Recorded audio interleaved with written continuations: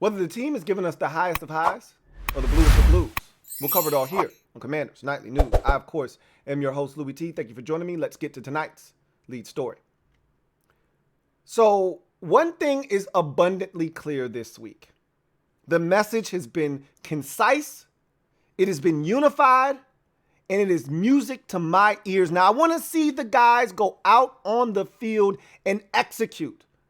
Go out and execute what you're saying and what's been preached to you all week long. And that message has been consistent in that we will not overlook a one-win Houston Texans football team. We will be ready to play them, and we will treat them like they're a 7-win team. I love to hear it. That's what Joe Jackson Gibbs used to do. Make the Arizona Cardinals sound like they were the 85 Bears every single time we played them. Now, we may not be going to that extent, but I love the fact that to a man, everyone has said the same thing, which means the messaging within the locker room has been consistent throughout this week. We will not overlook the Houston Texans. We will not disrespect our opponent. I love what Jack Del Rio said today. We'll get into that a little bit later on in the show, okay? But he spoke to me because that's how I felt. Clearly, the guys in the locker room felt the exact same way. And again, we're not in a position at 5-5 to be overlooking anyone. We're not the Giants. We're not 7-2. We're not the Eagles. We're not 8-1. We're not the Minnesota Vikings. We're not 8-1. We don't get to overlook anybody. So the message is clear. And I've stated this over and over and over again. You guys are probably getting tired of hearing me say this. But we look like food on everybody's schedule. Everybody's looking at us ready to eat. But just like the Eagles and the Jaguars and the Bears and the Colts and the Packers had to find out, not everybody's going to eat. Not over here, at least. We're looking at every single team on our schedule like food as well. And just like those teams didn't eat, we haven't eaten every week. But this is a week where we need to eat. And we need to eat good. I don't care how we get it, and I've explained that. I don't care if it's 7-6. I don't care if it's 3-2. I don't care if it's 10-9 and it's ugly. I just want it. But for a change, it'd be nice to not sweat out a victory. To get to the midway point of the fourth quarter, be up 3 scores, comfortable, not worried about a damn thing. Now, I might be talking about the wrong team because that's just not what we do. And that's perfectly fine because I really don't care how it looks, how it's achieved. I just want it. But if there was ever an opportunity on this schedule to go up against a team, to flex your muscles a bit, to show that you're gaining confidence, that you're expecting to win ball games, this is the one. But I love the messaging. Mentally, you need to go in here and practice and prepare like we're playing one of the best teams in football. We're playing the Chiefs this week. Okay? That's how we need to view the Houston Texans. Okay? We're playing the Bills this week. This ain't no cakewalk. We walking in the NRG Stadium, and those boys are licking their chops thinking, hey, we got a chance to get a dub today. And we need to shut that shit down. I love the messaging, and we'll talk about what Jack Del Rio had to say a little bit later on because, again, he spoke to me. He spoke to my soul when he spoke today. And probably it resonated with a lot of you out there as well. Texans are up next on the schedule, and we ain't overlooking them. We done talking about the Eagles. That was great. That was fun. We enjoyed it thoroughly, okay? But now it's on to the next, on to the next one. It's always hard to move on when you regret one. We moved on from the Minnesota game. That was evident on Monday. It's on to the next one now. We've taken care of business in the division. We got 3 more opportunities to do that. That's further down the line. One game at a time. Texans are next. Ain't no disrespect on our side. Let's take care of business. In other news, heard from offensive coordinator Scott Turner, heard from defensive coordinator Jack Del Rio. we'll get into what was said at the podium today. But before we do that, injury report for week number 11. Let's take a look. As you see, we've got a laundry list like always. And excuse me, not much has changed from yesterday. I told you I don't think Cole Holcomb's playing this week. I told you guys I wouldn't be shocked if we don't see Cole until that first Giants game or after the bye. I'm really – same with J.D. McKissic. I mean, these guys haven't even been out at practice. Now, you know, it's one thing if you're on the side field and we see you stretch. These guys aren't even out on the side field. So I don't think we're going to see these guys this week, but I don't even think we're going to see them next week. We'll see.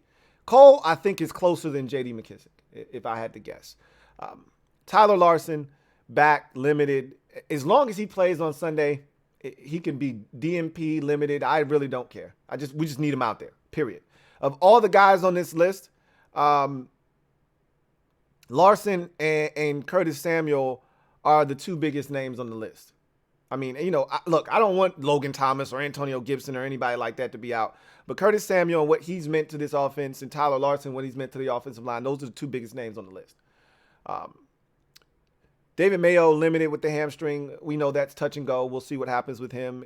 Look, I talk a lot of shit about David Mayo and a glob of Mayo, but the more the merrier at the linebacker position. You know, I'd rather him be healthy and active and ready to go, not play, but ready to go in a pinch, than to not have him. Amani Rodgers, knee, limited. I hope he's able to go. I'm really taking a strong liking to Amani Rodgers. It'd really suck if he couldn't go. But again, the beauty of the tight end position is we've now have depth and we're healthy at the position. Even though Logan Thomas is now on the injury report with ribs, we're healthy at that position. John Bates is ready to go. Obviously, Cole Turner was a healthy scratch last week. So if Amani Rodgers can't go, all right, Cole Turner, you're up. So I feel good about that position, but I would prefer Amani Rodgers in the lineup if at all possible. Curtis Samuel, shin, limited. Again, I get nervous anytime I see 10 on the injury report. I don't think this shin is going to be a big problem, but I don't know. You know, I don't know.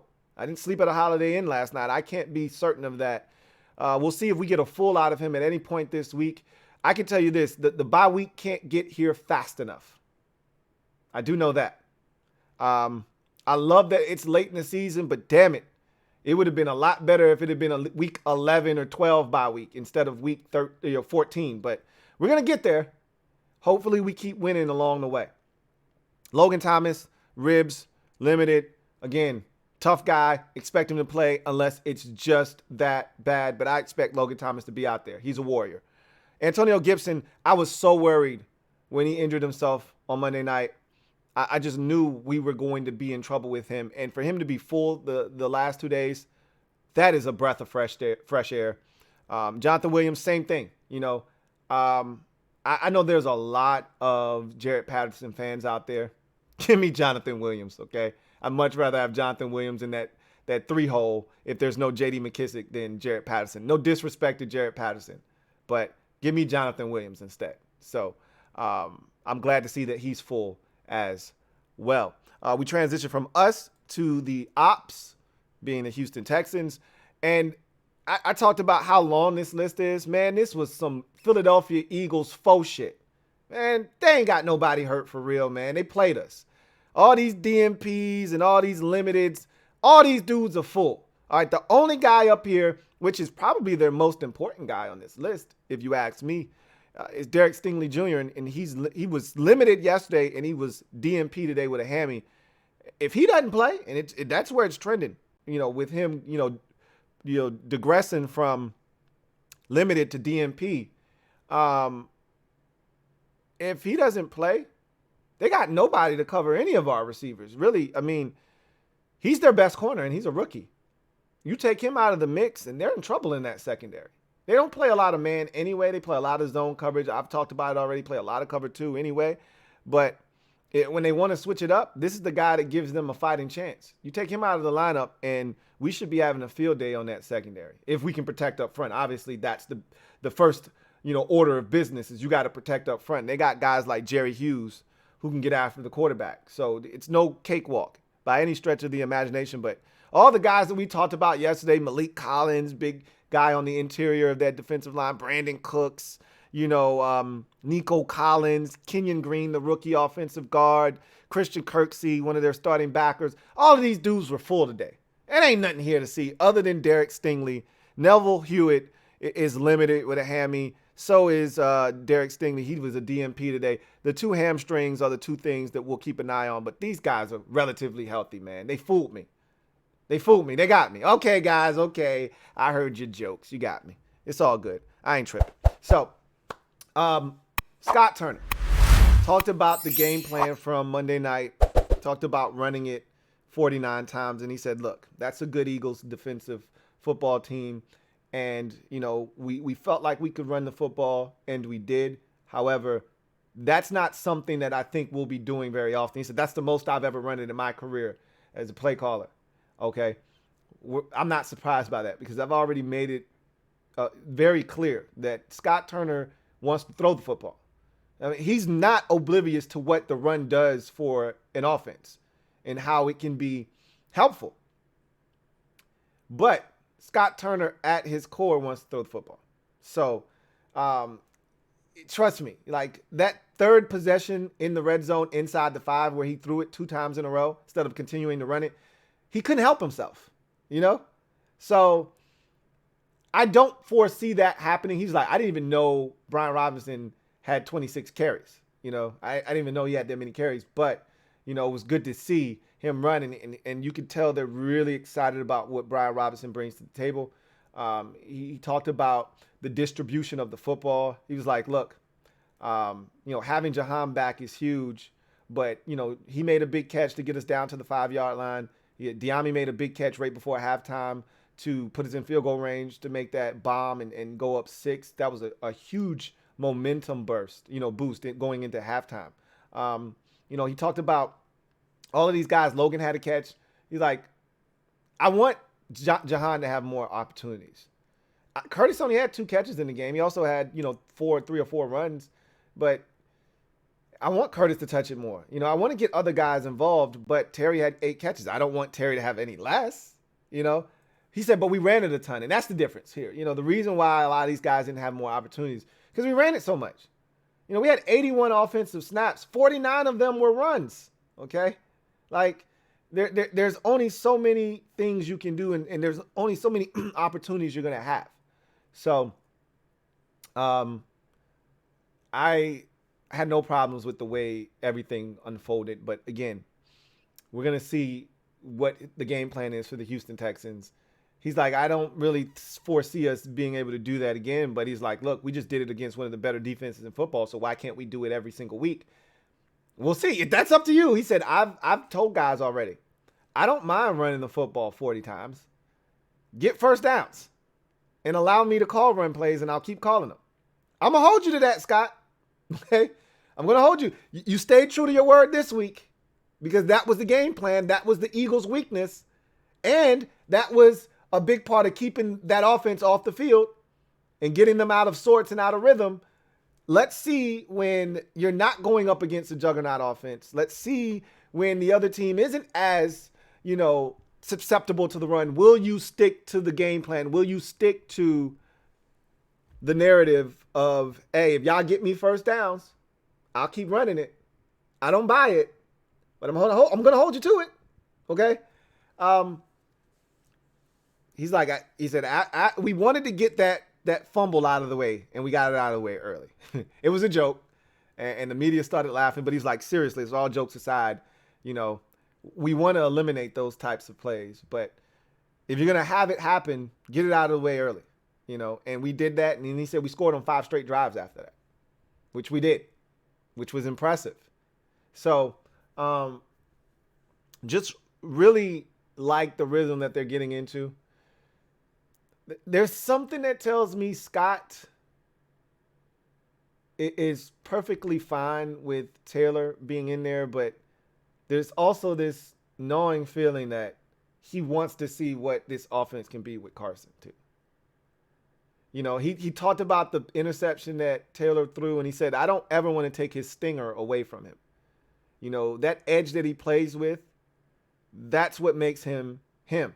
And I never want to take that away from him. He said that was like a punt. It was third down. I disagree. Like, it was a punt because of where the Eagles started that possession, but we didn't have to throw a pick there. It wasn't like there was no one open on the play, and he just threw it up to Terry to give him a chance. Terry won against Slay, and even Slay said himself, and I appreciate every single person that sent me the Darius Slay clip of him talking on his podcast about what Terry did to him. He was cooked multiple times, and I'm glad he acknowledged that, right? If you put that ball up the field, outside shoulder, like you did the first ball that you completed on Darius Slay, there's another completion, possibly a touchdown, because the safety can't get over there, Chauncey Gardner-Johnson, in time.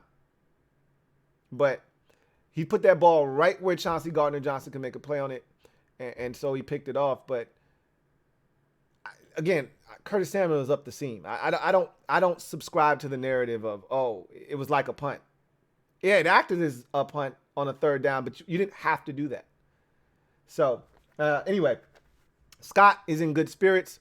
All right, I'm going to go ahead and issue a challenge to Scott Turner right now. I'm laying down the gauntlet. I'm pulling out the challenge flag, and I'm throwing it. All right. Short week. Show me you can get it done. Short week, quick turnaround, heading to Houston. Only 6 days to prepare. Show me you can get it done. Really, 5 days to prepare. Normally, there's 6 days to prepare for an opponent. You got 5. Show me you can get it done. I don't believe you. You need more people. Jack Del Rio. Love me some Jack. Y'all know how I feel about Jack as a defensive coordinator. Jack said that we're not overlooking the Houston Texans. We're treating them with respect, like we do every opponent. And we know what they're capable of. They're talented. They got talented coaches. We know that they can get it done. And we know what it's like to be disrespected, because we were just disrespected on Monday night. And so we won't do that to anybody else. And when he said that, I said, ooh, Jack. That would hit me deep in my soul, Jack. Because I told you I was triggered on Monday. 11-point underdogs? Really? Who's going to beat the Philadelphia Eagles? Really? So we not sitting here. You just going to skip over us, talk about Indy, talk about the Giants twice, talk about the Cowboys once more. We just don't exist, huh? Okay. Gotcha. There was the utmost disrespect on Monday from an Eagles team that didn't respect us. Their coach didn't respect us. Why do you think he was so mad before halftime? Why do you think the crowd was booing? They expected it to be a cakewalk. They expected us to lay down and for them to goddamn absolutely drub us. Well, they didn't respect the game. As a wise man once said, you should respect the game. That should be it. What you eat don't make me shit. Where's the love? They showed us no love. So we had to take that shit. We ain't going to disrespect the game. We're not going to disrespect the Houston Texans. That's what Jack said. We're going to have the troops ready, and we're going to go in there, and we're going to treat them like we treat everybody else. And we're going to go in there, and we're going to try to come out with a victory. That's all I can ask for. Under Jay Gruden, this is the ultimate trap game that we would fall right into. I always felt like we were Wile E. Coyote with Jay Gruden. You knew the shit was coming. You knew that the road runner would be standing there and you go running after him and he moves out of the way and you run off the cliff and then you look down and you realize you're about to fall. I always felt like we knew that the trap was being set for us, but we would always run into it anyway. I don't feel that way with Ron Rivera, Jack Del Rio, and company. We'll see what happens. He talked about the growth of this defense. He talked about, being versatile. He said, look, we don't have Cole Holcomb. We don't have Chase Young. Nobody cares. This is a no excuses league. Don't nobody care about your injuries, man. Find a way to get it done. And that's what we've done. No Cole Holcomb, no Chase Young, no problem. Next man up. We'll figure it out. This is why you love having coaches that have played the game, because they think differently about shit. They just got a different mentality. They wired different. And I'm not saying you got to play the game. There's a lot of brilliant coaches in the league that didn't play a single snap of NFL ball. But a lot of these dudes played college ball, right? Like, there's a different level of intensity and a different way that your brain is wired when you're hyper competitive and you've played sports. And again, I've always said, it doesn't matter what level you've played at. If you're a competitor, you're a competitor, and you just think differently. So, love what Jack had to say. And he said that their first priority talked up Davis Mills, really good young quarterback. He did the Joe Gibbs thing. Really good young quarterback, a lot of talent, good weapons to get the football to. Dameon Pierce runs extremely hard, the hardest runners in the league. Like, he talked Dameon Pierce up like he was Derrick Henry. I love that shit. That's what you do. These boys will be ready. They just got to go out and execute. Speaking of executing, let's go to behind enemy lines and talk about these Houston Texans. Right now, Washington, 3-point favorites. We haven't been favored in a game since week 1. We might have been 1-point favorites against the Bears. Don't quote me on that. I think we might have ended up being, when it was all said and done, that line was fluctuating like hell. It was, 2-point favorite, then 1-point dog, then 1-point favorite. I think it might have ended with us 1-point favorites over the Chicago Bears. I could be wrong there, but this is the first time we've been a definitive favorite since week 1 against Jacksonville. And again, this is just simply a 3-point. Vegas isn't crowning us. We're not 6-point favorites. We're 3-point favorites. They're like, you're slightly better than Houston. We'll give you the nod. Okay. It doesn't matter to me. I don't, get into all of that, except for when we're super disrespected like we were on Monday night. So at the end of the day, this is a Texans team that's averaging 16.6 points a game. So essentially 7 points a game, right? 17 points a game.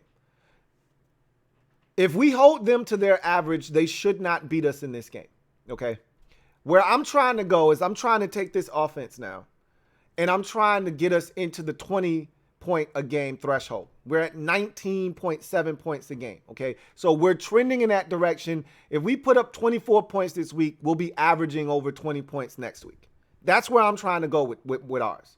And when you look at what the Texans have been doing, they haven't been scoring points. Their highest point output this season is 24 in a loss to the Chargers. That was earlier in the season, like week 3, week 4, okay? They're not scoring points. It's 17, it's 16. They scored 10 against Tennessee, okay? They scored 13 in their only win of the season at Jacksonville, all right? They're not scoring a bunch of points. And they're giving up points, and a lot of times when they give up big totals, like the 38 they gave up to the Raiders, they're turning the football over, okay?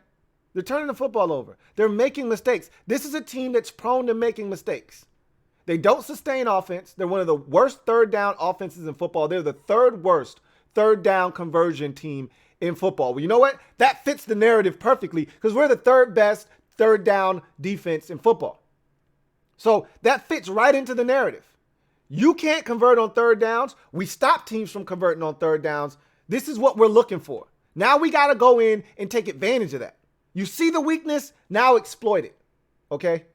I need these boys to come out of this game, 3 for 13 on third downs, 1 for 11 on third downs in this game. That's how you neutralize them, give us more opportunities to score, and create short fields for our offense, and then see if they can't capitalize. This is a Texans team that turns the football over. Every single game, they're turning the football over, okay? They don't know. They're just like us in the sense that they don't know what it's like to be clean in a game. They're turning it over every single week and usually multiple times. But if you allow them to get into a rhythm, okay, you allow them to get into a rhythm, running the football, and then they can go play action fake off of it. Pep Hamilton, who's their offensive coordinator, who came from Stanford, you know what they want to do. They want to run the football, run it some more, run it down your throat, and then when you're starting to look for run, here comes heavy play action fake, and now we're going to take a shot down the field. That's how they hurt you. So we got to be prepared, and they're not afraid to run screens. Ran a beautiful tight end screen against the Giants that if one of their tight ends block for the other tight end that's running down the field, it's a touchdown. Instead, he doesn't block. Jordan Akins gets tackled, and then 2 plays later, if I'm not mistaken, either Davis Mills gets picked off or he gets sacked and they have to settle for a field goal. One or the other. Either they came away with no points, they went for it and didn't get it, or they turned it over, or they had to settle for a field goal. Either way, we have to be prepared to stop the run. That's what's going to give the Texans a fighting chance in this game. The ability to run the football. You take Dameon Pierce, you minimize his success, and you're going to minimize the success of that Texans offense. If he's able to run the football, we saw what they did against Philadelphia. We saw what they did against the Giants. They play with confidence when they're able to establish the run. When they're able to give themselves another set of downs to call plays. They gain confidence. The worst thing you can do to a bad football team is give them confidence. I'm not saying jump on them right out of the gate because that's not what we do. I'd love to do that, but I also would love to have a clean football game. I never get what I ask for in that regard, you know? So I'm not looking to – it'd be nice to jump on them 14-3 after the first quarter, but that's not necessarily what I'm looking for. I just want us to establish to them that today ain't your day. Maybe it's next week. Maybe it's the week after that, but today ain't the day. And however you do that, whether it's just getting them off the field, because look, they can't beat you if they can't score. We don't necessarily have to jump out on top of them early and dominate them. They just can't score. If they're not scoring points, even if we're not scoring a bunch, if they're not scoring, then they're not gaining confidence unless it's 3-0 or it's 7-3 and they're rating the ball game. They're thinking, why can't we steal this? But the biggest thing is going to be stop their run. This is a team that turns it over. Force some turnovers. Start with a turnover and then go from there, right? Do the little things. That's always been my thing. Just do the little things. We did the little things right against the Eagles. And I've said this too, and this is going to be one of those games where it rings true. Sometimes just back up and let a bad team be bad. They'll do the rest. You show them the way, and then you back up and you let them fill in all the little gaps and the blanks. Should be interesting because if you're serious about playing bonus football this year, got to beat the Houston Texans. We've let some opportunities slip through our fingers. We're a better team, though, now than we were when we lost to the Titans. We're a more confident team than when we lost to the Vikings. Now we got to go out and show it. Consistency is the name of the game. Here's an opportunity to show that you get it, that we're a different team, and that we're going to be consistent moving forward. I like the opportunity that's in front of us. We'll see what happens. We'll get into it more tomorrow when we get into the game plan on what it will take to beat the Houston Texans and a prediction. So that's going to do it for me, your man Louie T, here on this installment of Commanders Nightly News. I look forward to chopping it up with you guys again tomorrow. Eagles signed 2 defensive tackles. I wonder why. Pretty interesting stuff. Anyway, I digress. Just a little petty, man. Just a little petty. I'm done with them. We moving on. They in the rear view now. Okay? I ain't looking at them dudes. I'm looking past them. Okay? We already did what we needed to do to them. On to the next. On to the next one. All right? So, with that said, going to be watching Thursday Night Football. if you ain't doing nothing, come kick it with me after that game. We'll chop it up, talk about what happened in that game. You should be rooting for the Tennessee Titans tonight. You know, Green Bay's trying to turn their season around. We don't need those boys trying to come steal a wild card spot. We need to be trying to steal a wild card spot. So they need to bad back. It'd be nice to see Tennessee. I don't trust the Titans to do anything, but this Packers team, they ain't all that. They damn self. So we'll see what the hell happens in the game. Anyway, that's going to do it for me, your man Louie T. Look forward to chopping it up with you guys tomorrow. Until then, have a good one. God bless. And as always, good night. Here comes the Diesel. Here comes the Diesel. There's the snap. Hand to Riggins. Good hold. He's got the first down to the 40. He's gone. The 35, the 30, the 20.